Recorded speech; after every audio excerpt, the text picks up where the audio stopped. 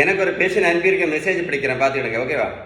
Doctor, நான் சுமார் 15 வருடமாக சுகர் மாத்திரையையும் இன்சுலினையும் ஒழுங்காக போட்டுக்கொண்டு வருகிறேன்.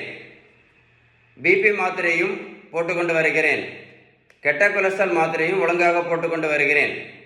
இத்தனை வருடங்கள் ஒழுங்காக மாத்திரையும் இன்சுலினும் போட்ட பிறகும் இப்போ திடீரென்று கண் பார்வையில் பிரச்சனை வந்துவிட்டது, இருதய மாரடைப்பும் வந்துவிட்டது. அதற்கும் மாத்திரை சாப்பிட்டு கொண்டு இருக்கிறேன். எவ்வளோ சங்கடமான விஷயம் பார்த்தீங்களா? எவ்வளோ சங்கடமான விஷயம். சுகருக்கு மாத்திரை, ப்ரெஷருக்கு மாத்திரை, கொலஸ்ட்ராலுக்கு மாத்திரை. சுகர் ஒரு ஆளுக்கு எதனால் வந்துச்சு, ப்ரெஷர் எதனால் வந்துச்சு, கெட்ட கொலஸ்ட்ரால் எதனால் வந்துச்சு. அப்போ நம்ம எதை சரி பண்ணணும்னு யாருக்குமே தெரிய மாட்டேங்குது.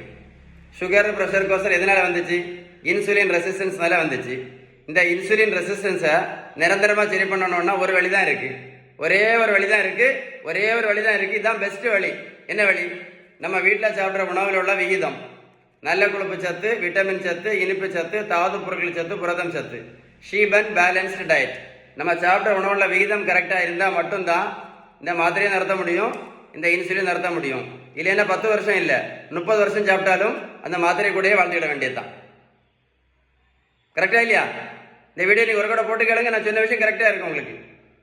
நீங்கள் டெய்லி எத்தனை மாத்திரை சாப்பிட்டுட்டு இருக்கீங்க, எத்தனை வருஷம் சாப்பிட்டுட்டு இருக்கீங்கன்னு யோசித்து பாருங்களேன்.